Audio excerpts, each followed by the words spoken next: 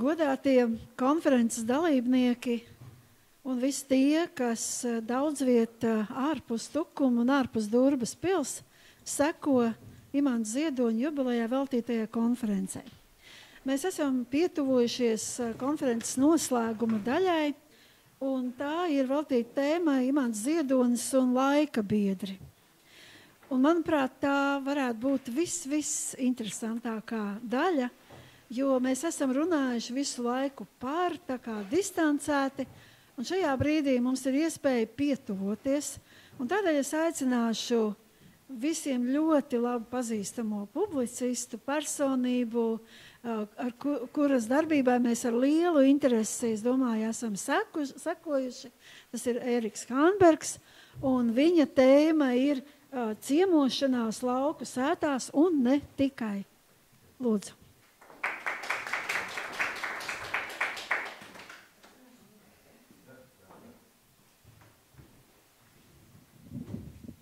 Labdien, labvakar!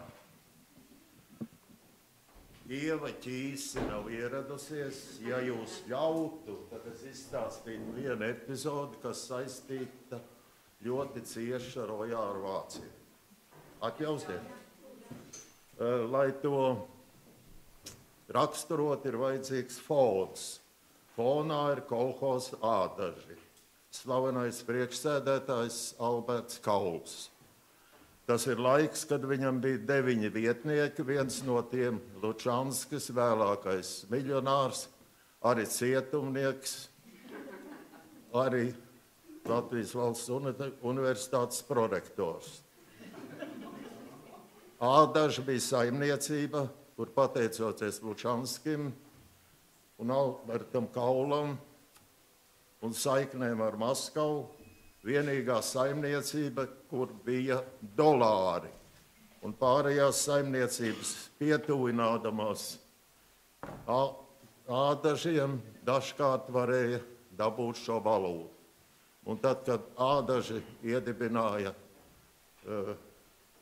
konkursu sējējs, kurš turpinās, tad laureāti dabūja 1000 eiro laureāts prēmiju. Tas tādā laikā bija šausmīgi daudz, ka nezināja, ko darīt ar dolāriem. Un pietuvoties Albertam Kaulam, to katrs uzskatīja par lielu godu un lielām iespējām. Hānbergs bija pietuvinājies kā žurnālists, tāpēc, ka Ādažos bija Padomju Savienības krāšņākā slaucamo govju ferma ar ziemas dārzu.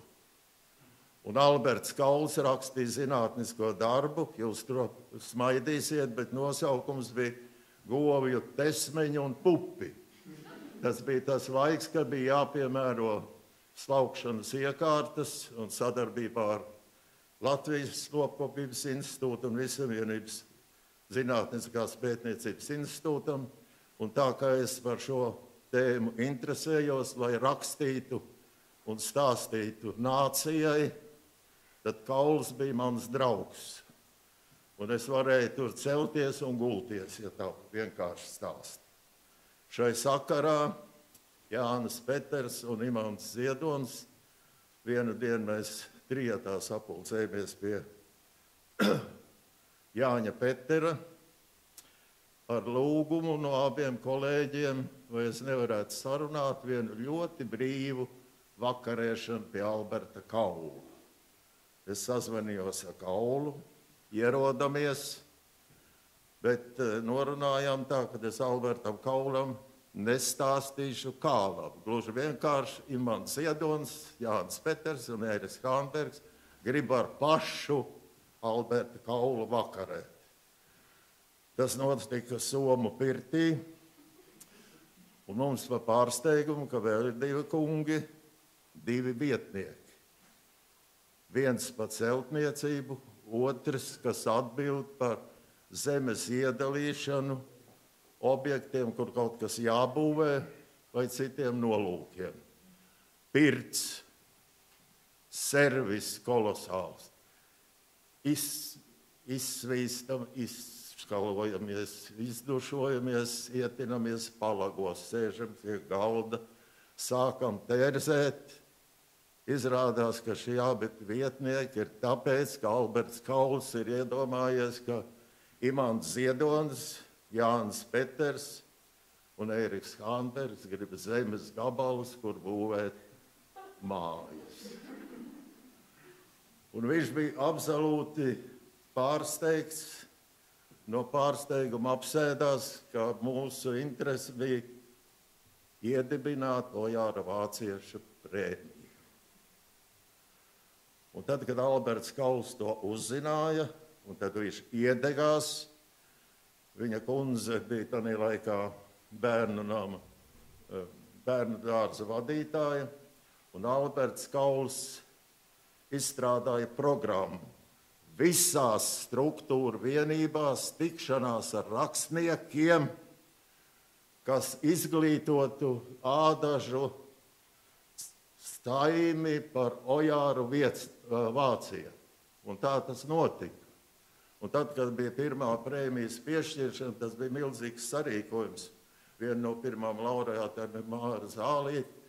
Un tad visi dalībnieki tā ceremonija, un pēc tam dalībnieki visi ar mašīnām no Ādažu uz Rīgu, kā toreiz teica, Migalku pavadībā, viss lielā kolonija ieradies Rīgā, un tā sākās Ojāra vāciešu prēmija.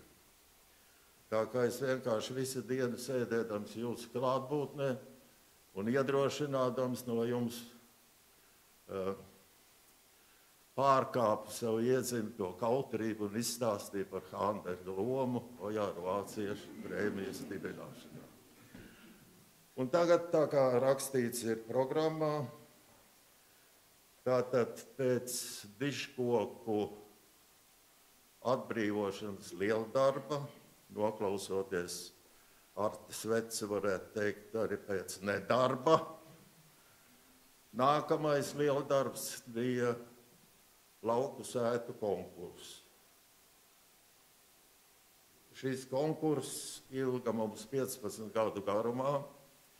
Mēs ciemojāmies 500 sētās. Žūrētājos bija Imants Ziedonis, Aivars Verķis, Ēriks Hānbergs. Un par mūsu konkursa norisēm televīzijā stāstīja Daina Bruņiniece raidījumā Savai zemītei. Un mēs pieaicinājām Dainu arī žūrijā.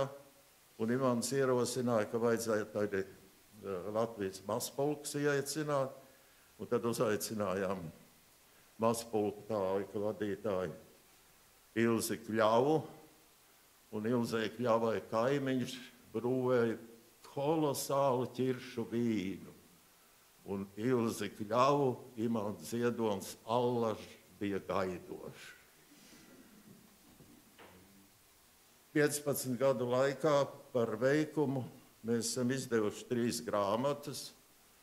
Pirmā grāmata Lauku sēta ir gudra, 3 autori Imants Ziedonis, Aivars Verķis un Ēriks Hānbergs.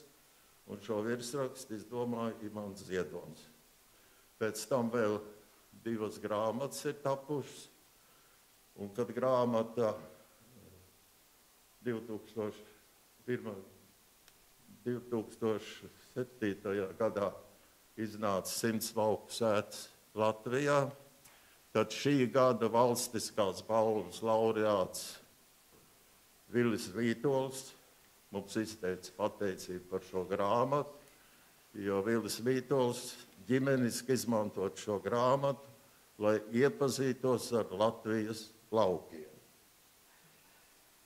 Konkursa tēmatikas bija ļoti dažādas. Pirmā tēma bija latviskākā lauku sēta, tad mums bija avots lauku sētā, ceļš lauku sētā. Un vispārsteidzošākā tēma bija, ko izdomāja Imants, bērna vieta lauku sētā. Un par šo konkursu pēkšņi interesējās Dānijas vēstniece Kristīne Bieringa. Un viņa būdama, kā viņa pat teica, lauku pilsētas meitene, šo dienu kopā pavadīja ar mums 3 lauku sētās, un viņa izbrīna radīja šis tematiskais izpaudums, ka mēs interesējamies, ko bērni ģimenē dara laukos, kā ar viņiem nodarbojās. Vienā no lauku sētām, kur brīnišķīgi kūts bija, nu pat ievests svaigs sienas, un mani kolēģi Aivars un Imants teica, nu, Erika, tā kā tu vairāk par tiem laukiem, cienījumā vēstnieci ieved kūti, es ievedu kūti, gubenī, es nu pat ievest sienas un āboliņš, es viņai avost, kāds ir svaigs sienas un tā tālāk. Paiet kāds laiks, vēstniece ieaicina atvadu vakariņās, kura tikai 12 cilvēku, ārkārtīgi prezīži, kā tagad teica, tādas personības, ka pilnīgi jāģīpst. Un starp tiem ir arī mūsu trijotne, par Imanu Ziedoni es nebrīnos, bet ka par vienu dienu, par vienu konkursu mūs visus 3 ieaicina atvada vakariņos. Es saviem kolēģiem saku, par ko tad mums par vienu dienu? Uz to Imants teica, tā labi, Ērika, ka tu diezgan ilgi ar vēstnieci biji gubenī. Es atkal kolēģiem teicu, tad rodas jautājums, par ko tad jūs ielūdzu? Uz to Imants teica, tāpēc, ka mēs netraucējām. Runājot par šīm patīkamām, kā lai to saka, blaknēm, kas 15 gadu laikā 500 lauku sētās bija, varētu veselu sējumu droši vien uzrakstīt par Imanta Ziedona pēkšņumiem un negaidītībām jebkurā situācijā, gandrīz katrā lauku sētā. Un viņa šis nebēdnības un humors un pārsteigumi bija vienmēr. Mums ļoti gribēja līdzi tikt parasti ausma. Imants teica, nevajag, jo ausma tā viss izjauks mums, tāpēc, ka tad būs ausma, bet nevis mēs. Un vienu brīdi Imants teica, šoreiz uzaicināsim ausmu. Leduskapis ir tukšs. Jā, uzaicinām ausmu vienā lauku sētā, bišu drāva ausma, bites un mēdus un tā, un saimniece ved pagrabā, un kas tur ir samarinēts, un savārīts zaptes, un ausma tā viss apjūsmo, un visa brigāda brauc katra medus burciņas līdzi. Un pēc tam Imants teica, tagad kādu laiku varam braukt atkal mēs. Vai atkal vēl viena jauka epizode, ka vienā lauku sētā 3 neprecēti dēli, un var just, ka māte pilnīgi visus tura, un droši vien ir izvērtētas visas līgavas, un viena nedara, tā kā var just, ka mamma gādīgi un viss kārtīgi, bet valda pilnīgs terors, var teikt. Un projām braucot, atvadoties, Imants saka, nākam nedēļ vesels autobusiņš ar ausmas kolēģiem brauc ekskursijā. Mīļā saimniece, mēs noteikti iebrauksim pie jums, un jūsu dēliem būs izvēles iespējas visbrīnišķīgākās aktres, un visas ir vientuļas, nevienas nav vēl precētas. Jums vajadzēja redzēt to sejas izteiks mammai, kā viņa atsvadījās, jo Imants to tik kolosāli nostāstīja, ka tas bija tik ticam, ka nākam nedēļ būs nākamās līgavas klāt. Nopietni runājot, šīs jau arī bija nopietnības, ko es jums tā. Šī konkursa būtība bija atkal stabilizēt lauku sētu Latvijā.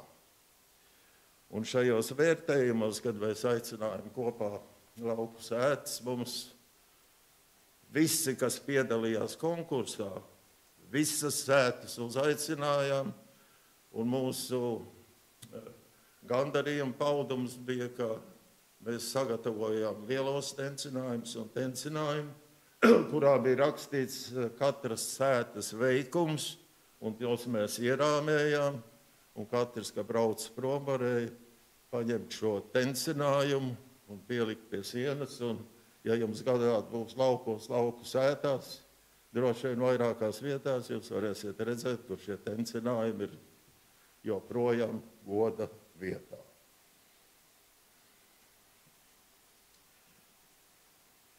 Par konkursu Imants 2001. gadā rakstīja: Es jūtu pienākumu piesaukt ikvienu latvieti, kas spējas lauku sētas spēku, skaistumu un labumu cildināt un atstāt emocionālu liecību par to dzīvesveidu, kurš daļēji zudis, bet nedrīkst galīgi izzust.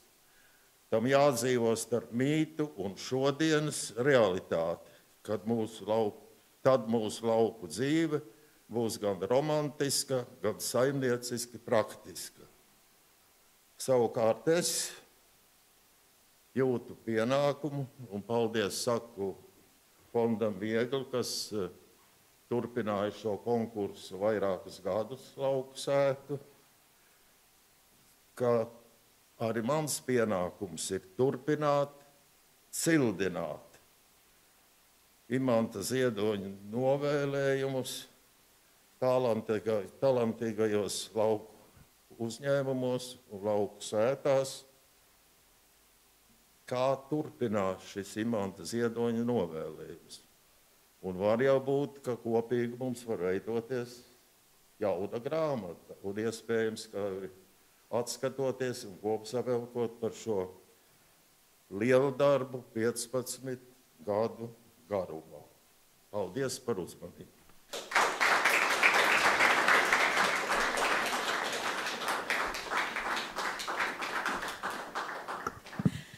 Paldies!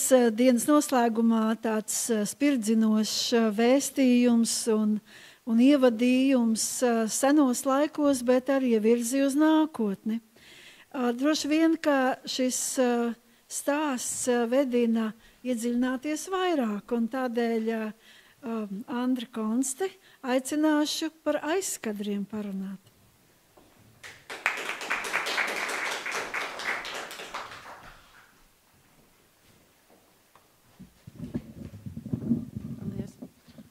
Jā, labvakar visiem un visu cieņu tiem, kuri ir izturējuši šo garo dienu visā tajā informācijas un radošās domas lidojumos maleči. Jā, man tāda, var teikt, ziņojuma nosaukums ir aizkadri, tāds cerīgs nosaukums, bet tā tad ir jābūt arī kādam kadram, kurā aspektos tad mēs skatāmies tos aizkadrus. Un es sākšu ar to, ka tie ir Ziedoņa kopotie raksti. Un aiz kadra tur ir arī kaut kas palicis arī šajos rakstu aspektos. Tad, kad mēs šos rakstus iecerējām kopā ar Pēteru Zirnīti, Jāni Juško, apgādu Nordiku, tad mēs, protams, sapratām, ka tas galvenais pienesums būs autora klātbūtne. Jo visi pētnieki, kur kādreiz strādājuši ar tekstiem, saprot, cik tas ir būtiski, un tāpēc arī mums likās, ka tas ir jādara ātri, un autors par laimi arī piekrita. Skaidrs, ka tādu darbu darot, viena no tādām galvenajām cerībām ir, ka būs arī nepublicēti teksti. Šķiet, ka mums pat tās cerības varbūt nebija tik ļoti lielas, jo šķiet, ka Ziedonis bija tāds visnotaļ akceptēts pilsoniski arī un pietiekami gudrs, lai daudz nerakstītu atvilknēji.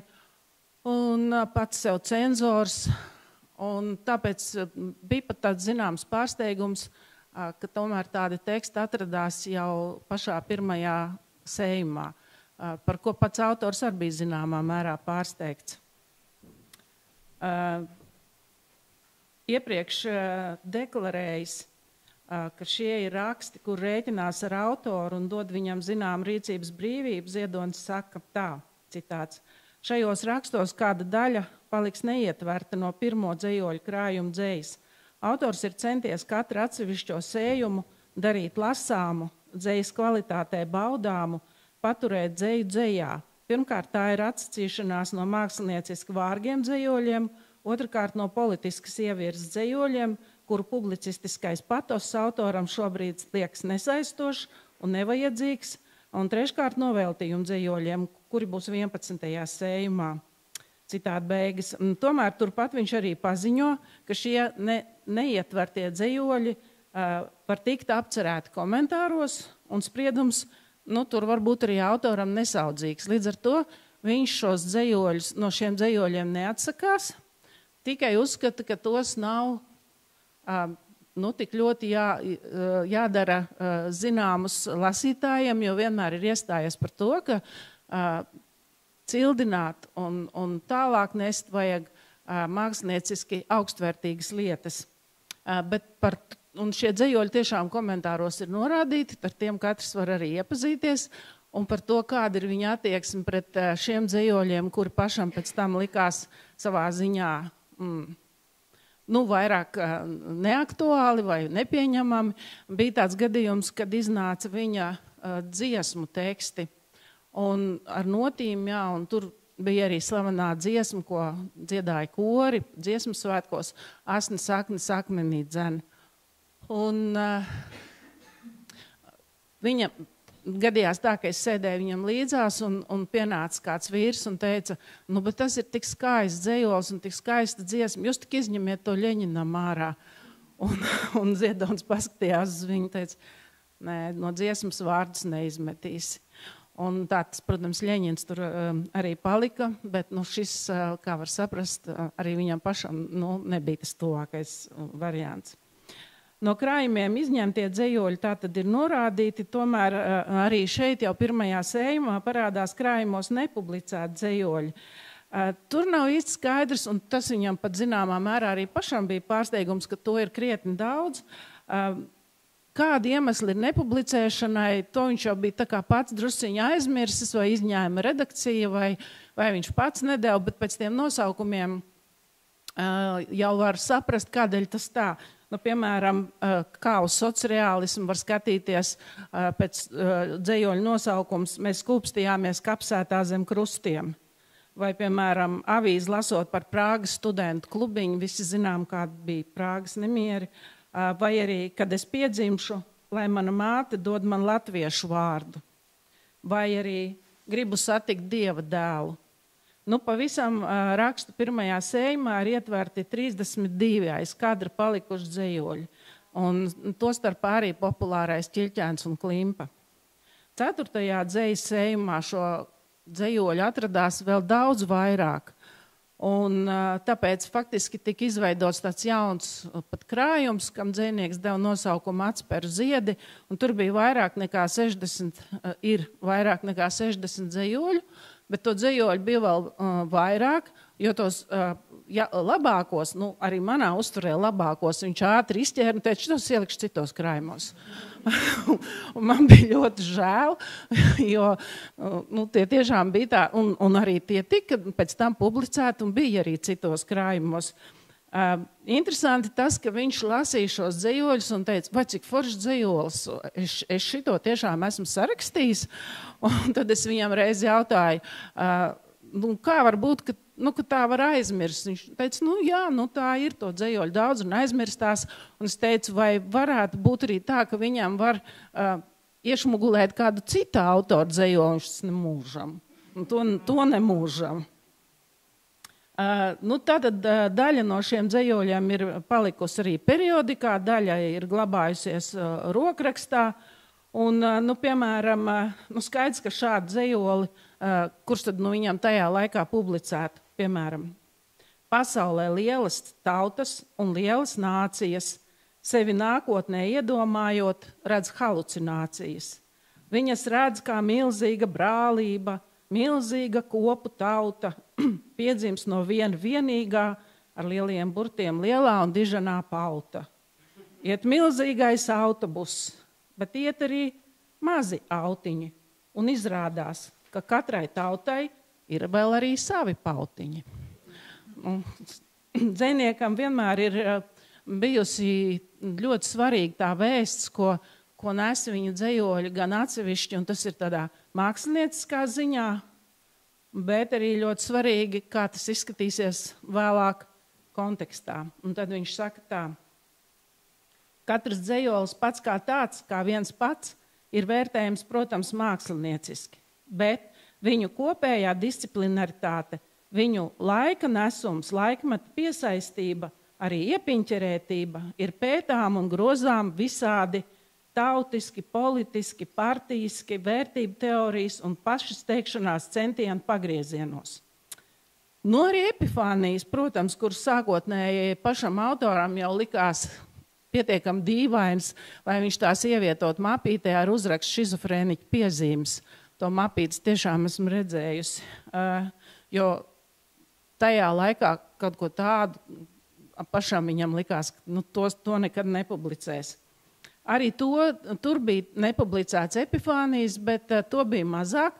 Acīm redzot tāpēc, ka tad, kad vēlāk iznāca Epifānija 3. sējums jau 94. gadā, tad tur iegāja vairums arī no tām, kas iepriekš bija nepublicētas. Tāpat vēl jāpiemina ir, ka visi tie publicētie teksti tika salīdzināti arī ar rokrakstiem, un tur arī atradās daudz no ārā svītrotas vietas, īpaši jau Kurzemītē. Tur bija veselām rindkopām ņemt ārā teksti un laboti un švīkāti, un var redzēt, ka autors pats ir cīnījies, lai kaut ko vismaz atlikt atpakaļ. Viņš ļoti pats arī sekoja arī tādām it kā sīkām lietām, ko tad tur atstāja un ko nē, jo rakstiem bija arī redaktori, toreiz tā tomēr bija pieņemts, ka ir redaktori, tagad laikam tā vairs nav lielākoties, es ceru, ka kaut kur ir. Un redaktori jau vienmēr grib, lai viss ir tā smuki un vienādi. Un tad viņi man reiz teica, ka Ziedonim tekstos parādās 2 varianti, ir lilijas un līlijas. Un tad kā tad ir pareizi, ka vajagot taču novienādot? Un Ziedonim, kad es to jautāju, viņš teica, tās ir pilnīgi dažādas 2 lietas. Lilijas ir tās, kad viņas zied tādā tvanīgā pēcpusdienā ar tādiem miesīgiem čekariem, un viss tas gaiss ir tāds miesīgs un piepildīts, jā. Un tās ir lilijas. Bet tās, kas tur garos kātos, tā lējojas, tās ir līlijas.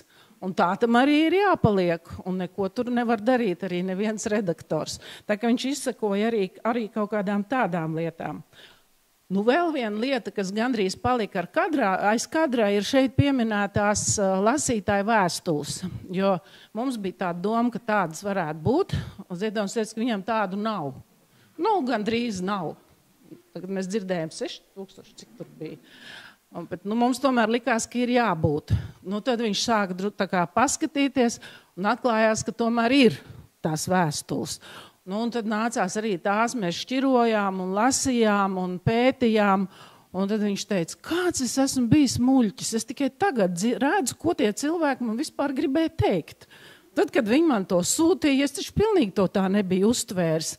Un tāpēc viņš arī pats tās vēstules lasīja un priecājās, un tas daļa no tām tad arī tomēr rakstos ir.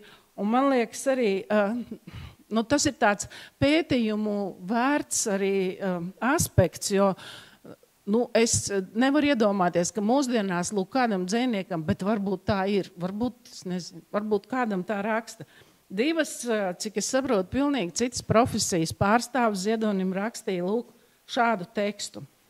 Dzejnieki, piedodiet, ka jūs traucējam, bet mums 2 darba biedrenēm, kas pusdienas pārtraukumā pārunā savus iespaidus par izlasīto dzeju,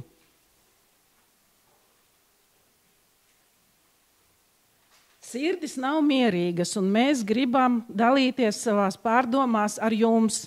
Mums liela nesaprašana izraisīja jūsu pēdējās dzejas, literatūras un mākslas šā gada 11. numurā. Mēs nevaram saprast, vai jūs šīs dzejas uzrakstīt ir pamudinājusi peļņas kāre, jeb jūs esat galīgi zaudējis paškritisko skatu, jeb varbūt jūs sevi kā dzejnieku esat jau iztukšojis, jeb varbūt jūs kā Rubens Riesta laikā esat laimes un slavas apreibināts un līdz ar to zaudējis pietāti pret rakstītu vārdu un dzejnieka nosaukumu. Mēs lasījām visas jūsu dzejas pēc kārtas, gan klusām, gan skaļi. Lasījām un gribējām saprast, bet tā arī nesapratām. Bet iedomājieties, viņas to pusdienu laikā apcer to visu. Nezinu, vai viņas varbūt bija, kādas, un arī raksta, jā. Bet tā kā dzejnieks bija saglabājis arī lūk šādas vēstules, kas viņam varbūt, vismaz tajā laikā nemaz nelikās tik komplementārs. Bet labi. Ir jau tā arī, ka palika aiz kadra viss process, un dažkārt jau mēs ar Pēteru Zirnīti teicām, ka rakstīsim paši 13. sējumu, kā mēs tos rakstus sastādījām, vai kā mēs tās lietas darījām. Un sākumā es sāku rakstīt tādu dienas grāmatu, vienkārši tā formāli nofiksēt, kad mums ir tur sapulces, kur mums jāiet un kā tas viss notiek, lai varētu pēc tam atcerēties un saprast to notikumu gaitu. Bet tie notikumi 2 ģēniju vadībā, jo viens bija Ziedonis un otrs bija Brunis Rubes, kā finanses ģēnijs, kurš mums stāstīja tādas lietas, ko varbūt tagad labākie apgādi ir apguvuši, bet tolaik mazam apgādam saprast to, ko stāsta tāds Oksfords ģēnijs, bija, teiksim, tā pagrūti. Bet tomēr nācās. Viņš mums stāstīja par finansēm un naudas plūsmām un visādām tādām lietām, par kurām tajā laikā, maz jau runāja, lai neteikt, ka nemaz. Un tad tie mani pieraksti kļuva tādi tiešām kā tādas dienas grāmatas. Un es viņas vēl nesen tagad tā kā pārrakstīju un domāju, ka Dievs tiešām ļoti daudz, ko esmu jau aizmirsus. Bet tādas daži fragmentiņi, jo tas, kā tas viss notika, tas arī ir palicis aiz kadra. Un 96. gadā bija tāds, laikam, pirmais tas grāmatas skaistuma konkurss, un toreiz rakstītajā galvenajā nominācijā dabūja 1. vietu, un tas mums visiem bija tāds liels gandarījums arī pašam autoram, kurš arī bija tāpat notikuma atzīts par populārāko dzejnieku, un lai kā iztaisījās, skaidrs, ka viņam tas bija patīkami. Un tad es rakstu tā. Ir arī praktiski rezultāti. Dzejnieks zvana un grib strādāt, meklēt vēstules. Un tūlīt, es jau kā pionieris eju arī vairāk stundas rokamies pa papīriem. Viņš atzīst to, ko jau bija nojautus, kā 4. sējumu, esot palicis tā kā garlaicīgi. Un viņš visu palaidis tā kā vieglāk, bet tā viss nevarot. Ir mundrs, atradis vēl dzejoļus, smejas, ka būs jāizdod papildus sējums, ko mēs vēl atradām. Kādas bildes no laivu braucieniem. Redzi, kā šita iet mums tik purns ārā, kā mēs te braucām, un Inesei bija smukas acis, bija jau aizmirsts. Vēl bildes no dagu laikiem, tādas smalkas, koki, zari, sapinušies zāļu stiebri. Es saku, viss kaut kas tak atrodās. Jā, viņš atzīst, bet ja nestāv sardzē, tad viss atkal pazūd. Kā tad ar sekretārēm es prasu, ir kāda atradusies? Tajā laikā, tas bija aktuāli. Ar tām jau kādu pusgadu jāstāv blakus, visu jārāda, jāskaidro un tā tālāk, un to jau nevar izturēt, es turpinu. Smejas, jā, tā taisna arī ir. Abrīnoju viņa jaunās skaistās gulgojošās ķīniešu lodītes ar Iņu un Jaņu simboliem, zaļgan zilā zīdā izšūtā kastītē. Un es viņam vaicāju, tās, ko virpina rokās, zinat, ja? Tas tolaik bija tāds jaunums. Es viņam saku, un kas tad notiek, ja tās ilgāk virpina? Viņš saka, tad apnīk. Dīvaini viņš saka, tagad man viss kā pats no sevis iekrīt rokās, neko nedarot. Ir iekrājies un tagad realizējas, es atbildu. Labi jau būtu, viņš novelk. Imants piezvan un atkal grib strādāt, jākopējot vēstules, esot daudz. Tās pašas, kuru nebija nemaz. Pēkšņi ir visādas. Bet pie tā mēs jau esam pieraduši. Strādājam vairākas stundas. Viņš ir iecerējis tādu kā montāžu no fragmentiem, ko katrs no dažādām vietām viņam ir uzrakstījis. Izskatās, ka būs interesanti. Lielā čupa vēl tikai pusē, kad dzejniekam apnīk un jāiet ir dzert kafiju. Viņš gan pačīkst ārā, ka kājas slīd, vējš gāž nost, vecums nu diena ir klāt. Saku, ka tad, ja tiešām tā būtu, tad viņš par to nemaz nerunātu. Jā, tā tu domā, viņš kļūst priecīgāks. Bija doma strādāt arī nākamajā dienā, bet Imants saka, ka jūtoties tāds savārds. Ļauj palikt mājās. Bet pēc tam gan atkal nākamajā dienā dušīgi strādājam un galā visu vēstuļu kaudzi arī pabeidzam. Dzēnieks steidzina un neļauj palasīties, bet dažu brīdi arī pats neiztur un šo to pakomentē. Vēstules ir burvīgas no vāciešu Korotiča Andra, tātad Kārkliņa, Bruņa. Ausma uzvāra kafiju un ievelk Imantu diskusijā par materiālu atstāšanu nākotnē. Viņš jau neiebilst, ka vajag, tikai jāatskalda liekais. Ausma tomēr ņems pārliecināt par pretējo ilgi un dikti. Izrunājamies arī par visādām muzeja lietām, telpu trūkumu, piemēram. Viņš iesaka, ja kāds grib, lai viņa vai kāda viņa tuvinieka arhīvu aktualizē, lai maksā muzeja darbiniekam par to klāt pie algas. Es piekrītu, ka slikti nebūtu, tikai visticamāk tie nebūs tie labākie rakstnieki, kuri gribēs, lai viņus aktualizē, un man ir aizdoms, ka tās naudas arī būs tikai nedaudziem. Kā jau muzeja tēmā sarunas ievirzās par laiku, un Imants atceras savu terminu pārdomu realitāti. Tas viņam ienāca prātā strādājot ar Raini un pašam ļoti iepaticies. Vēstules saliekam chronoloģiski. Izrādās ir bildes kaut amatieru un pavājus no Kalna Altaju un arī no Karēlijas veselām čupām. Tā ka izrādās var ieskanēt arī diapozitīvus, atlasām tos arī. Tas velks 3 stundas, bet beidzot ir padarīts. Imants saka, ar šitiem darbojoties, es kļūstu nervos, jo jūtu, ka te nav kārtības, bet es neprotu to ieviest. Tā nav mana stihija. Vēstulēs arī ir liela putra, bet tur es kaut kā nenervozēju. Toreiz, kad es tās vēstules saņēmu, bija daudz visādi citādi lietu un darbu. Tad es viņus laikam tikai tā paviršu pārskatīju. Tagad lasu un tagad tikai redzu, ko tie cilvēki īstenībā ir gribējuši teikt. Reizēm pilnīgi kauns metas, ka toreiz neesmu sapratis. Apspriežamies Nordikā par bērnu sējumu. Problēmas ar ilustrācijām, ar uzziņu grāmatām. Tās bez ilustrācijām nevar. Arī tad iznāk par dārgu un apjoms arī par lielu. Ja paliekam tikai pie pasakām, tad atkal par mazu. Jautāts, vai tad vairāk pasaku nav? Imants atbild, pārējās man nozaga. Lasīju ģildē un no rokraksta un vairāk nav. Smejamies, ka jāraksta būs sludinājums. Atrodiet pasakas, cūkas tādi piebilst Imants. Bet vispār ideja ar pasakām un mazo bērnu fotogrāfijām, jo mēs tur salikām arī visus tos, kas veido sējumu, tā kā mazus bērnus, esot labāk, tur esot rozīnīte. Piezvana. Nekam, ko mēs tajā dienā izlēmām, nepiekrīt.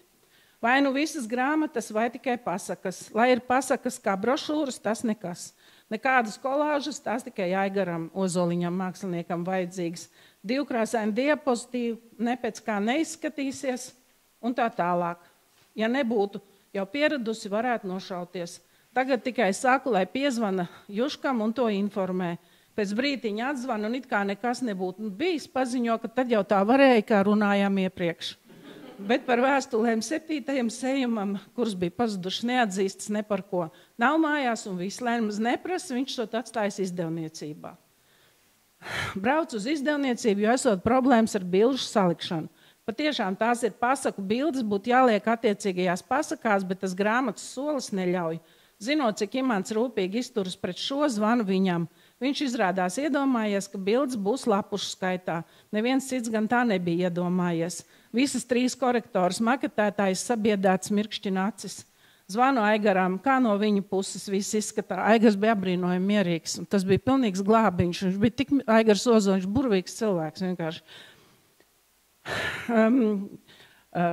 Pēters noskaņots karēvīgi. Izdosim beigās tādu grāmatu, kādu esam iecerējuši. Viņam vienreiz esot apnicis. Izskatās, ka vienreiz būs ziepes, jo maketi pārtaisīt. Tās ir lielas ziepes. Saku, mēģināsim ar mieru. Zvanu vēlreiz dzejniekam. Lēni apstāstu, kāda ir mākslinieka koncepcija, cik smukas tās bildes izskatās, līdz kamēr Imants smējās. Skaidrs, ka tās spēlītes viņš saprata. Labi, viņš atnākšot, bet lai tās bildes tad varot redzēt. Izlaiž viņu ārā no slimnīcas. Un mēs pat labāk sastādām dagu sējumu, un mans uzdevums bija sastādīt arī sarakstu dagu. Un tās pazīmes, pēc kurām cilvēks vajadzēja atrast brīžam, bija. Tur bija viena meitene ar bizēm un raibās zeķēs. Tas puisis, kurš nāca ar to vesti. Apmēram tā. Un tad man tā, pēc tiem parametriem viņš bija dusmīgs, ja es nevarēju atrast tos cilvēkus pēc šiem nosauktajiem parametriem. Un tad piezvanu un gribu aiznest rokrakstu. Imants ir nīgrs bez gala, grāmata neiznāks, jo neviens jau to negrib, neviens nestrādā. Es arī tai skaitā nestrādāju, es tā tad balli arī nebūs un vispār nekas nebūs. Vairs nekas nebūs. Man arī vienreiz apskrienas duša. Ir visādas nejaucības un šī man kaut kā pieķers pie sirds. Tagad lietas ir tieši apstājušās pie viņa paša. Saraksts nekad nebūs pilnīgs, un tas arī nemaz nav tik svarīgi, bet kur ievads, bet kur bildes. Tā kā sakarā ar saules aptums un sajūka arī citas lietas, es pamatu pilnīgi visu un dienas vidū aizēju uz kino. Nākamajā dienā, kas ir 27. februāris, man vārdiena. To jau nekad viņš neatceras, bet piezvana un itin mīlīgi saka, lai tu atnes taču to sarakstu. Atnāc, atnes to sarakstu. Es nesu, bet esmu tāda atturīga. Stāv pie durvīm. Novelc taču mēteli, viņš saka, redz, tagad var redzēt, kādu tu izskaties. Saku, tagad jau vismaz es izskatos, bet vakar es vispār neizskatījos. Vienkārši sēdēju kino. Un ko tad tu redzēji, dzejnieks jautā? Un tā ir taisnība, es skatījos filmu, labāk vairs nevar būt. Kāds piemērots nosaukums, viņš saka. Par ko tad tur bija? Es ieturu pauzi par rakstnieku, briesmīgs tipāšs. Un tā arī ir patiesība, ka tur tā arī ir. Mēs izskatām materiālus un bildes. Imants ir sasmējies par šo visu. Uz galda ir grāmatzīme ar kaut kādu murkšķi. Imants dod to man. Saku, vai tas man tā kā vārda dienā dāvana? Tev ir šodien vārda diena? Es saku, jā. Un tieši šodien tev ir tā vārda diena? Es saku, jā, tieši šodien. Viņš gari nopūšas, jā, nekad es nezināšu, kad cilvēkiem kaut kas ir. Satiekamies Raiņa izstādes atklāšanā, aizējam uz kafejnīcu, mēģina izdibināt, ko viņi dara Latvijas institūtā, kas ir tikko nodibināts, bet tā arī pie jēgas netieku. Šķiet, ka viņš pats arī vēl īsti nesaprot, kā tas viss varētu darboties. Toties uzzinu par to, kur paliek dzejoļi, ja tos nepieraksta, ka tad izveidojas gājdzējoļu bari. Vai būs zvaigznes diena, ka viņam negribas vairs uzstāties, bet kaunciem jau mierā neliksies. Ka piparkūks viņam nekad neesot garšojušas, arī bērnībā ne. Bet sarīkojums baznīcas ielā par Raini, tur ar Imantu sarunājas Gundega Grīnumu. Cilvēki ir daudz, jānes vēl krēsli klāt. Vēlāk Imants saka, ka papīrīšus esot jāmet ārā saulaicīgi, lai neiznāk kā Rainim, kad katrs var interpretēt pa savam. Iebilst, ka tad jau viņš pats uztaisīs interpretāciju. Drusku tā kā apmulst. Toties beigās Gundega Grīnuma nesaprot, ko viņš domā, teikdams, ka Rainis bija veiksmīgs skolnieks un mācījies metodiski un nenovirzījies. Gundegai šķiet, ka viņš tomēr bija skolotājs. Es apmēram saprotu to domu gājienu un piebilstu, ka laikam taču Raini pārcēla nākamajā klasē. Jā, noteikti Imants piekrīt. Un vēl, gan jau pēc kādiem 1000 gadiem mēs visi te vēl satiksimies un brīnīsimies. Ko gan mēs nesapratām? Viss taču ir tik vienkārši. Paldies!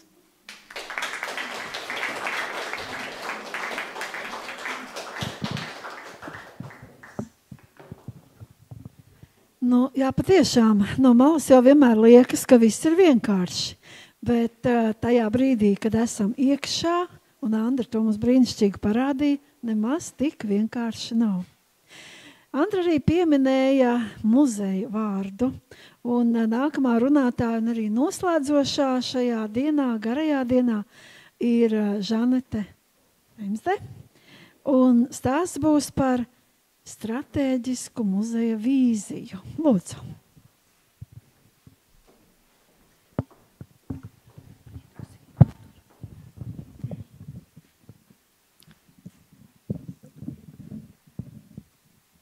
Smalkajā pētnieku publikā jāsaka ļoti cienījamie, augsti godātie pētnieki, un es arī teikšu mīļie draugi, jo daži no jums ir man mīļi draugi.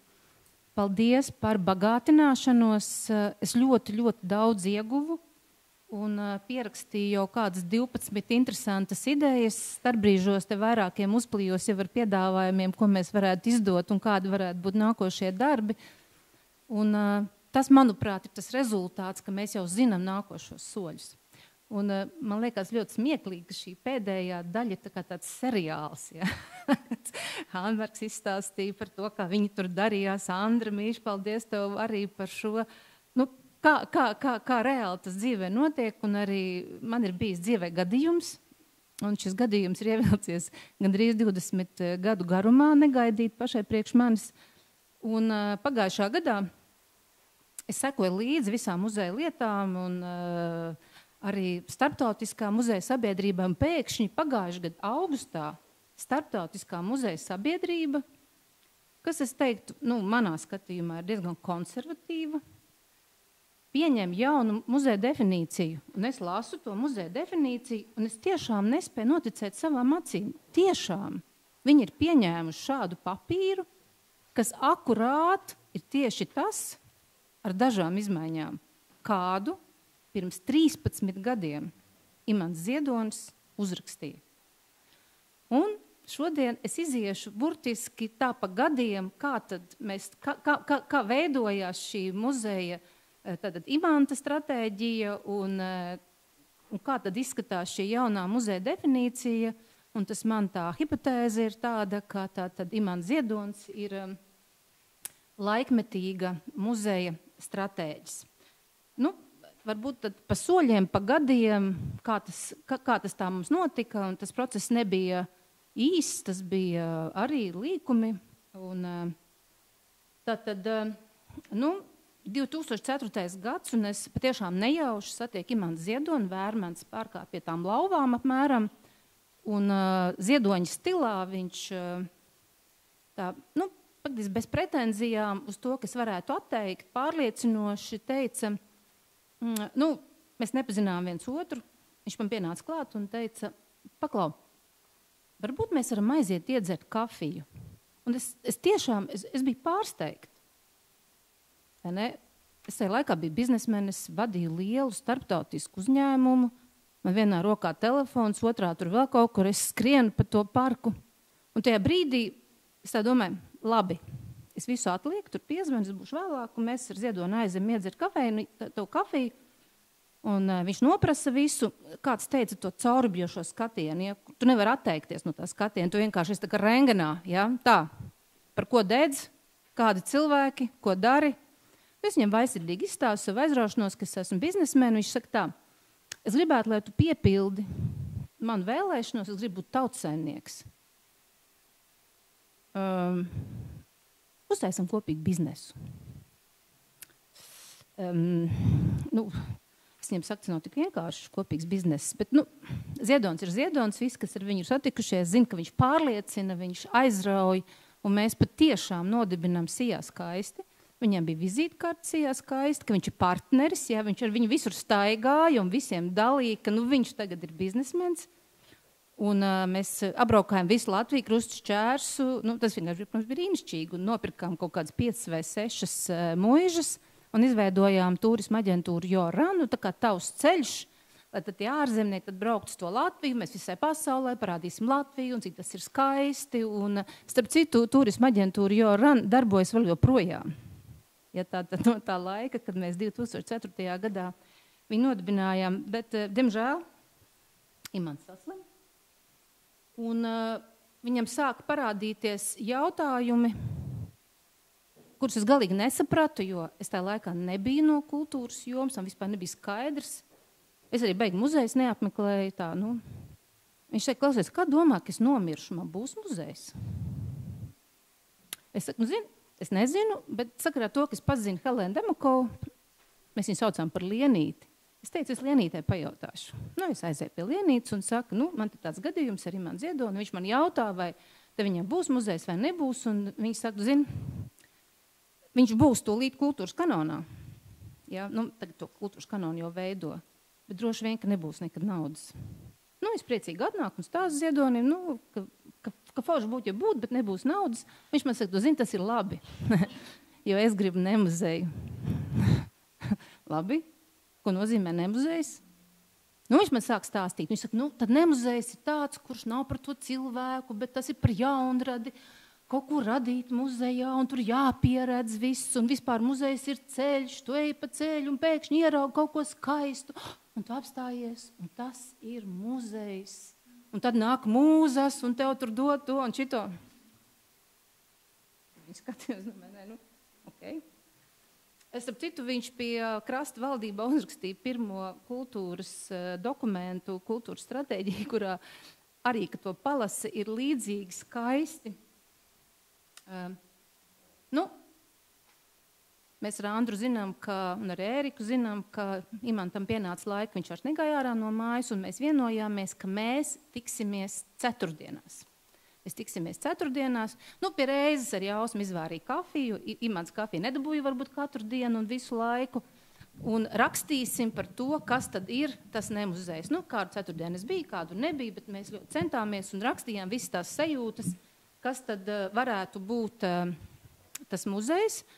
Un tad mēs nonācām pie tāda ļoti delikāta jautājuma, kas ir ļoti svarīgs šis delikātais jautājums. Protams, Imants sāka domāt, kam tad ko novēlēt, kam dzīvokli, kam māju, un kur tad varētu būt šis muzejs. Un viņš man prasīja padomu, un es viņam teicu, ka viņam ir jāsaprot, kam viņš ko novēl, ko sievai, ko bērniem, un tika sastādīts gan laulības līgums, gan testaments, kuru mēs parakstījām. Mēs bijām testamentu parakstītāji ar Andri Buiķi, un tā visa lieta kārtība bija tāda, ka tātad māja Murjāņos nonāks Imanta Ziedoņa īpašumā un pēc viņa nāves bērniem, un ka tas muzejs varētu būt Murjāņos.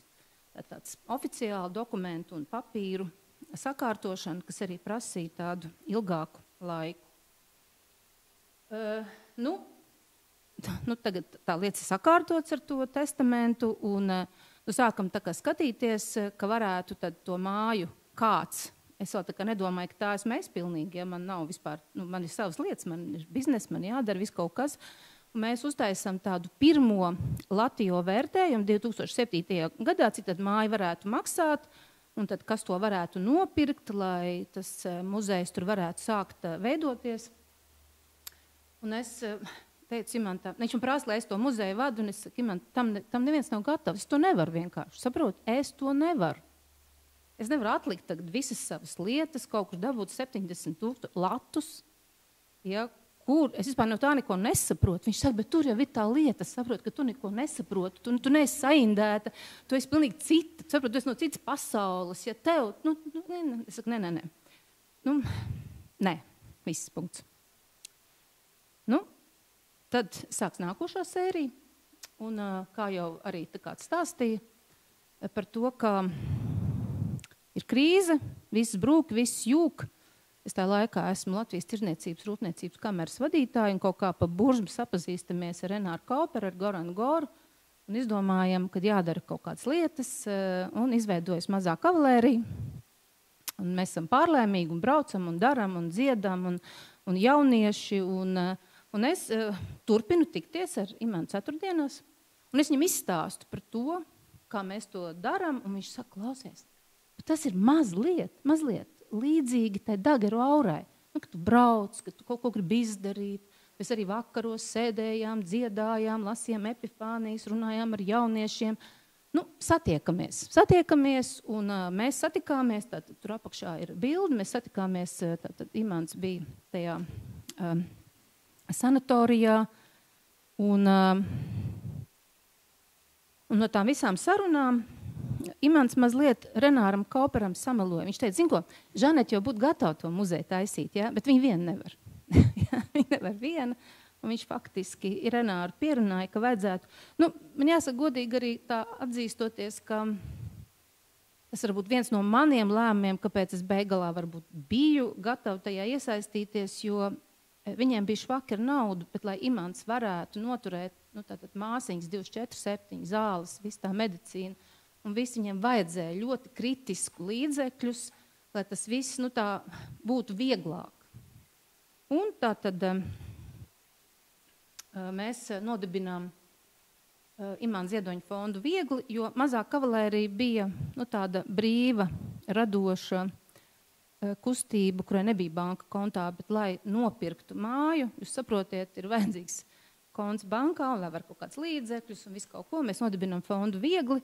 Un arī šis ir skaists stāsts par to, kā vienkārši kaut kādām lietām ir jānotiek, un tās noteikti mēs kopā ar Renāru aizbraucam uz Murjāņiem, un es viņiem parādu tās mājas, un es saku, tā ir saimniecība, saprotu, tur ir malka, logi, jāpļauj zāli, jāstāda puķis, visi, kam privāti mājas zina, ko tas nozīmē, un tas arī kaut ko maksā.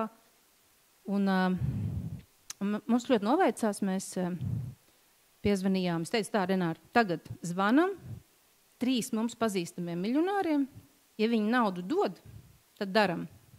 Ja nedod, tā ir zīme, tad nedaram. Un, protams, tad mēs mēram stundas laikā savācām 45,000 latu vēl joprojām un nopirkām šo īpašumu un kopā ar rakstniecības un mūzikas darbinieci vienu aprakstījām visu, kas tajā mājā ir, tā kā lai skaidrs, muzejiski, ja viss, un mēs pārņēmām tātad fondu vieglu īpašumā šo Murjāņu māju kopā ar aprakstu, ar visām lietām, un man ir jāsaka, kopš tās dienas, kad mēs šo māju nopirkām, nekas īpaši tur nav mainījies. Tā kā viņš bija viss pēc apraksta, tā viss arī tur stāv, un tā tad unikāla situācija, kad viena dzejnieka ģimenes māja ir pilnībā apskatām šodien muzejā. Kā jau es teicu, man ir tās pamatlieta, kā es domāju, ir biznesa domāšana, un es teicu tā, tagad ļoti nopietna saruna.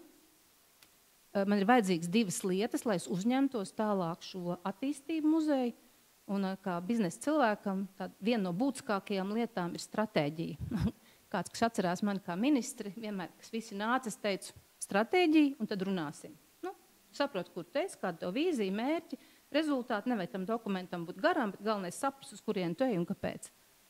Un Imants tiešām aizdegās, tā dedzīgi, lai arī runāšana bija grūti. Un toreiz no Harvardas universitātes tikko bija atbraucis Daniels Pavļots ar tādām labām zināšanām biznesa plānu veidošanā. Un mēs sākām stādīt to stratēģiju. Un otra tāda lieta bija, kur es teicu, ka tas viens no nosacījumiem, kā Imants redzēja muzeju, ka muzejā nav gidu un ka muzejā gids nestāsta. Te viņš gulēja, te viņš ēda, te viņš nomira, te viņš rakstīja, te viņš vēl kaut ko darīja. Viņš teica, bet ja nav gidu un ja tas nav jāstāsta, bet kā tad mēs izstāstīsim? Raksti grāmatu, visu, kas tur ir, kas tur bija. Aivars Bērts palīdzēja kopā ar Ausmu. Un tagad arī muzejā, ka mums atnāk un kāds kaut ko prasa, mēs saka, lasiet, labs pus tādu un tādu. Tas ir tas, kā to vēlējās Ziedonis. Šis tātad kaut kāds laiks pagāja, kamēr mēs dzīvojamies par to Murjāņu māju. Imants kā runājot par Jaunradzes centru, tā stratēģija vēl nebija gatava, un mēs aizbraucām uz māju, iekūrām kamīnu, un es viņiem prasīju, kurš tad zina, kā to muzeju veidot, un Renārs Kalpers teica, mēs nezinām, daram to, ko mākam.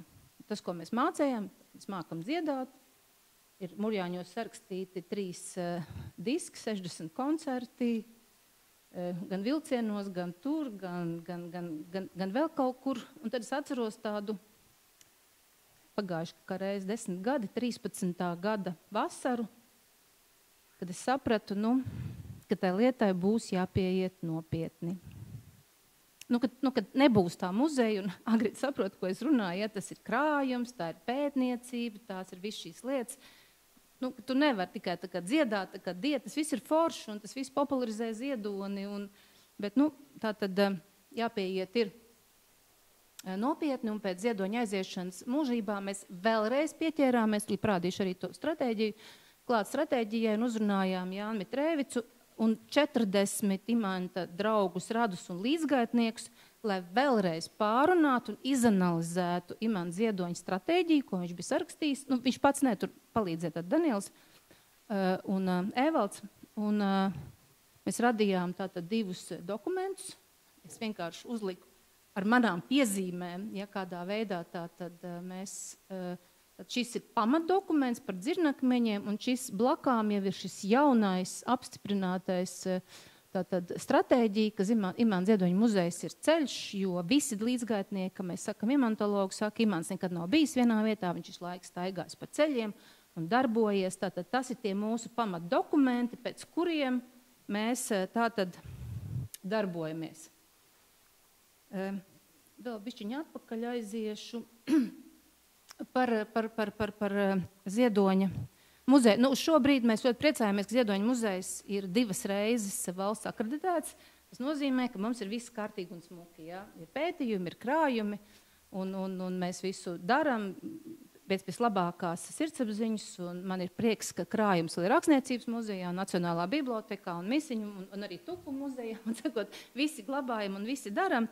Bet tas, ko mēs redzam tajā jaunajā muzeja definīcijā un kas ir tas Ziedoņa attīstības stratēģija, ka visu laiku muzeji runāja par to, ka svarīgākās lietas, un tas ir ļoti svarīgi, ir krāt, pētīt, bet tajā Imanta stratēģijā arī ir jautājumi par krāt un pētīt, bet tas plašais, vispārējais, kas ir pieredzēt, kas ir izglītot, kas ir sevi izglītot, attīstīt, daudzveidība, kopienas, ka tas ir daudz vairāk. Un jaunās definīcijas gars pilnībā sakrīt ar Imants rakstīto muzeja stratēģiju, un vēl vairāk tiek lietot tie paši vārdi un tie paši izteicieni, kā jaunajā muzeja stratēģijā. Līdz ar to es varu teikt, ka Imants, kurš sāk stratēģiju tā kā veidot 2007. gadā, to sarakstīt pats un pierakstīt, ir bijis ļoti laikmetīgs. Man ļoti patika, bija tikko muzeoloģijas skolā viens Daugavpils Rotko centrā, viens lektors, kurš arī stāstīja, vai nekā no jau kaut kādiem 90. gadiem kaut kādi domātāji bija, un tad arī kaut kā 2007. Imants nekomunicēja par muzejiem angļu valodā. Viņš nevarēja zināt, ka tur Slovākijā vai Kanādā vai vēl kaut kur ir kādi domātāji, bet jā, ja es jutos, varbūt arī visa mūsu komanda reizēm jutās, ka mēs tādi jaunā tipa muzejs vai tādi nemuzejisti, ja, tad šodien mēs jūtamies kā laikmetīgs muzejs ar ļoti laikmetīgu stratēģiju. Varbūt ļoti īsi konspektīvi, ko tad mēs esam izdarījuši. Imants ļoti gribēja, un viņš uzskatīja, ka jaunā paudze dzeju saprot caur mūziku labāk. Un tas tieši tā arī ir. Tātad šīs dziesmas, kas ir sacerētas, 3 albumi ar orķestru un tā un šitā un vēl kaut kā un visādos veidos. Starp citu, dziesmai Gods Dievam augstībā, kura ir ierakstīta Dzintara koncertzālē Liepājā, šodien ir vairāk kā 1 miljonu skatījumu. Tas ir neticami, ja, mūsdienās, ka kādai tādai dziesmai tas varētu būt. Protams, prāta vētrā ir vairāk, bet tas ir ļoti liels skaits. Tā interpretācija, par ko arī runā jaunā muzeja definīcija, grāmata Lēšmalīte, un ir rakstīts, kādreiz apkārt Latvijai ies ceļš. Un šis viens teikums interpretācijā Ziedoņa muzejs vienkārši ņem un apiet apkārt Latvijai. Uzņem filmu, izdod grāmatu, 18. gada 21. jūnijā iededz 100 ugunskurus apkārt Latvijai, to izdara 2000 brīvprātīgo, un piedāvām šis projekts Kultūra Kapitālā netika atbalstīts, man liekas, 9 reizes. Starp citu, no šī gājiena apkārt Latvijai šogad Dziesmu svētkos piedalījās koris apkārt Latvijai. Tie, kas gāja, viņi turpināja iet, nodibināja kori. Imants būtu vienkārši stāvā sajūsmā, ja, ka no gājiena apkārt Latvijai uz skatuves stāvēja koris. Imants ļoti vēlējās, Imants Ziedonis, lai būtu šis apbalvojums, lai būtu cildinājums, un mēs 5 gadus, tātad apbalvojums laiks Ziedonim, ja kauls maksāja 1000 eiro, tad mēs 3. 3000 katram laureātam. Mums daudz jautā, kāpēc mēs apstājāmies pie 5 gadiem, un mēs nesakām, ka mēs pārtraucam. Mums šķita, ka ir jāieņem pauze, jo mēs redzam, ka tas, kas ir atsūtīts, sāk dubultoties, un tā kā neparādās tādas jaunas, varbūt zvaigznes, un mēs ieņemam pauzes kādu laiku, un varbūt pēc nākošiem 5 gadiem atkal 5 gadus paņemsim laiku Ziedonim, lai paskatītos, kas tad atkal ir kādi cilvēki 5 nominācijās. Ļoti interesanti bija gadījums, kad Raimonds Pauls pienāca man klāt un teica, ka viņš ļoti vēlētos vienu koncertu ar Imants Ziedoņa vārdiem, tādām dziesmām, kurš varbūt nav tik populārs, un mēs izveidojam šo koncertu visas taisnības kopā ar izstādi. Ļoti apmeklēts, ļoti cilvēkiem patika un vēl joprojām tātad šīs dziesmas ar Raimondu Paulu vārdiem, mūzika atvainojos, tiek dziedātas. Tāds interesants projekts bija Ideju pavasaris, kas Ziedonim šķita ļoti svarīgi darbs ar jauniešiem. Viņš saka, muzejā ir nevis jāgaida, lai jaunieši nāk, bet jums ir jābrauc pie jauniešiem. Ja? Jo jauniešiem tie muzeji arī šķiet tādi, varbūt boringi, ja, un garlaicīgi. Un mums bija vesels projekts, kur mēs ar Laika Ziedonim laureātiem vienkārši braucām uz skolu un runājām un radījām, un arī 5 gadu tāds projekts, kurš šobrīd ir pāraudzis citā projektā, bet tas ir tāds arī ziedonisks, un Kurzemītē 50. Tātad tas ir Kurzemē, Kuldīga, un Kurzemīte sāks ar to, ka Imants Ziedonis kādā lauku sētā vienkārši stāda kartupeļus, lai uzsāktu šo gājienu, un mēs izdomājām, un Kuldīgas doma mūs atbalstīja, ka mēs varam dabūt kartupeļu lauku, iestādīt kartupeļus, kartupeļi klausās radio, un kartupeļi tā tad ir kulturālie, tas ir skaidrs. Kulturālos kartupeļus, draugi mīļie, var pārdot apmēram 20 reizes dārgāk, bet vairāk nekā parastos kartupeļus, un kas bija smieklīgi, kad ir pircēji. Tiešām cilvēki nopērk 2-3 kilogramus Jēkaba Hercoga tirgu Kuldīgā kulturālos kartupeļus, un ir ļoti priecīgi. Pie šī kartupeļu lauka mēs izveidojām tādu varbūt pirmo Latvijā, varbūt arī nē, dzejoļa interpretāciju, tātad par kartupeļiem, kas ir, es pamodos pagaldē, pilns kartupeļu kurvīšiem un tā tālāk. Un interesants stāsts ar to galdu ir, ka viņš ir brīnišķīgi stāvē, un tur cilvēki nāca un runājās, un arī pie tiem kartupeļiem, bet Kuldīgas doma izdomāja, kad ir jāceļ tornis, un tagad tas galds ir pārlevitējis uz Kuldīgas centru. Mums atkal jauns izaicinājums, kā tad tagad Kuldīgas centrā ar to galdu, jo kartupeļus tur stādīt vairs nevar. Starp citu arī brīnišķīgi izstāde, kur zem tā Kuldīgas muzejā sadarbībā ar muzeju, kur runāt par lielajiem cilvēkiem, kuldīdzniekiem. Arī Rūta Kārkliņa no Barona muzeja pienāk man klāt vienā sarīkojumā un saka, klausies, jūs te tik brašiet apkārt Latvijai, jūs nevarētu noiet no Tērbads līdz Dundagai kopā ar Krišānu Baronu? Noiet mēs varam, protams, mēs visi varam. Bet tad ir tā latviskā, ja, barons un tautas dziesmas, un Ziedonis un folkloru, un viss tas, mēs apsolam Kārkliņiem Barona muzeja, ka mēs to izdarīsim. Ir Covids vispār, bet tā būtiskākā lieta ir, ka tajā gājienā, kad gāja Barons jaunībā, man atklājums, ka Barons ir matemātiķis, astronoms un botāniķis, ka viņš ir sarakstījis vienu no pirmajām ģeogrāfijas grāmatām, un viņa vēl joprojām ir gotu rakstā, un mēs viņu izdodam latviešu valodā. Domājam, bet pasauli nezina par mūsu brīnišķīgo Baronu, par to, kā mēs te dzīvojam, par to, kā mums te iet, un mēs ņemam un nosūtam 150 pasaules bibliotekām šīs grāmatas angļu valodā, lai viņi zina. Tas atkal ir tāds ziedoniski, ja, kaut kas, tās pēkšņums, kaut kādas foršas idejas, un kaut kā arī tā nauda atnāk. Tā, ka mēs gājām apkārt Latvijai, mēs uzņēmām filmu pa laikam rāda Latvijas televīzijā, un mēs zinājām, kur mums neveicās tajā filmā, filma varēja būt labāka, un ņemot vērā visu to, mēs laicīgi sagatavojāmies un uzņēmām 8 sēriju dokumentālo filmu Ceļā ar Baronu, tātad gāja 65 Baronu, arī Lolita gāja, vienu brīnišķīgu gājienu, un Covida laikā šo filmu katru sēriju noskatījās 250,000 cilvēku. Tas ir muzejs Covid laikā.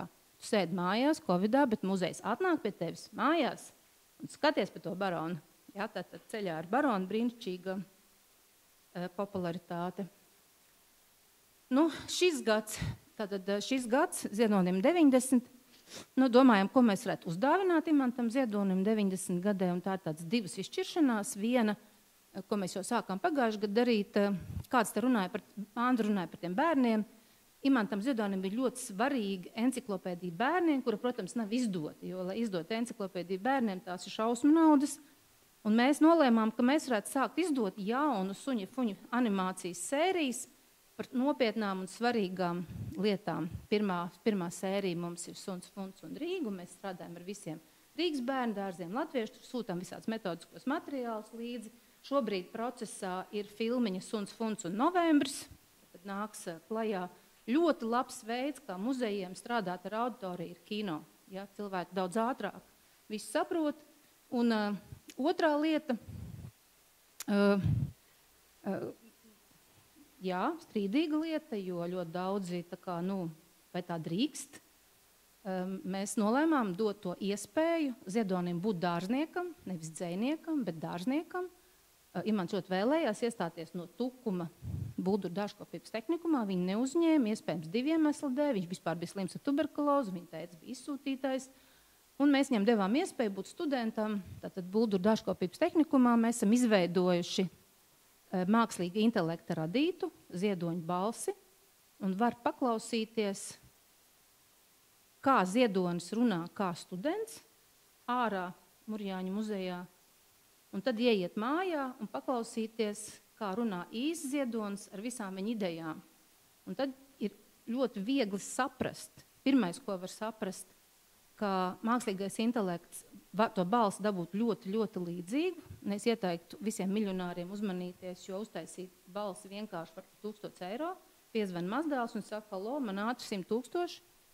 Visiem cilvēkiem, tātad, kuriem kāds zvana pazīstams, vienmēr pārliecināties, vai ir īstais cilvēks, mākslīgais intelekts ir atnācis un uz palikšanu, un mums par to ir jādomā un jāuzmanās, un viņš nekur neaizies. Un otrs tomēr, ka mākslīgais intelekts nav izcils ģēnijs, viņš ir tieši tāds, kā viņu ieprogrammē, un ne savādāks. Ja? Protams, ka varbūt attīstīsies un augsts. Mēs bijām ļoti nobežījušies, ka nāks apmeklētāji un teiks, ko esat izdomājuši un tā. Viss, kas apmeklē Ziedoņu muzeju, šogad ir ļoti ieinteresēti un priecīgi un diskutē, kā var atšķirt šo mākslīgo intelektu no īstā Ziedoņa balss. Un mūsu hīts šī gada grāmata Amizantais katram savs Imants Ziedonis visu laiku, kamēr bija izpirkta pirmās vietās grāmatnīcās. Un, man liekas, tas ir ļoti forši, ka muzeja izdod grāmatas un var citādāk kaut kādas lietas interpretēt un rādīt. Sākumā nesaprastie nemuzejisti, šodien ļoti laikmetīgie muzejisti. Paldies Imantam par stratēģiju un paldies man, ka es biju neatlaidīga.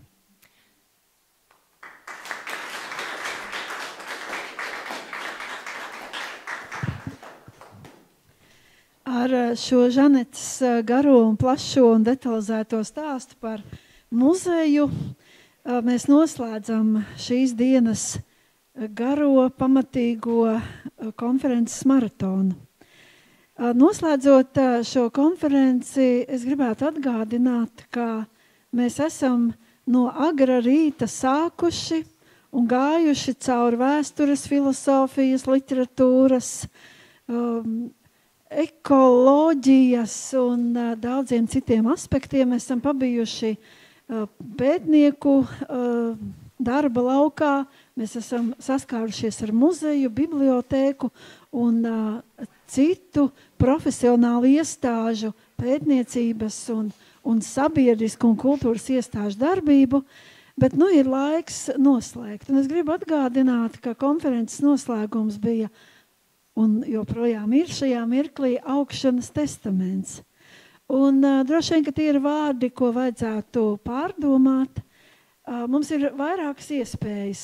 Ir iespējas atvērt zāli un arī tiešraidi daudzām diskusijām, bet es ļoti ticu un ceru, ka šīs diskusijas notiek un notiks, un diskusijas notiks ne tikai šajā zālē, bet arī daudzās mājās, kur ir ieslēgts internets un kur seko šī konferencei. Un es ļoti arī ticu, ka ierakstam vēl pēc tam sekos un par to runās daudzi cilvēki. Noslēdzot, es gribu teikt, ka šis ir brīnišķīgs pasākums, kas ir veltīts ne tikai Imanta Ziedoņa jubilejas gadam, ne tikai kā tāds atspēriena punkts, lai pavērtētu pašu dzejnieku no laika distances, bet arī, lai padomātu paši par sevi, ko mēs katrs esam saredzējuši, sadzirdējuši, kas mums katram ir svarīgs. Un runājot par to muzejisko aspektu, ko Žaneta vairāk kā tādā testamentārā formā mums centās pavēstīt, muzejs jau nav nekas cits, kā mēs paši. Un tas ir tieši tāds, kāds mēs esam. Un tieši tāds, kādi ir tie varoņi, par kurām šīs liecības nonāk muzejos, gan priekšmetiskā, gan arī stāstu formā. Un nekas savādāk nebūs, kā tikai tā, kā mēs katrs gribēsim un kā gribēs tie, kas būs pēc mums, kas turpinās. Tad atliek vienkārši novēlēt augšanas procesā, ieskatīties imantā ziedonī, ja tas noder un palīdz. Ar to laikam es gribētu teikt visiem paldies par dalību, par klausīšanos, par brīnišķīgo sarunu atmosfēru šeit Durbas pilī, gadā, ko Tukums atzīmē kā 770. Gada dienu, kopš pirmo reizi šis vārds rakstiskā veidā ir pieminēts dokumentos, un bez imanta ziedoņa, protams, šis jubilejas gads nav iedomājams. Paldies visiem!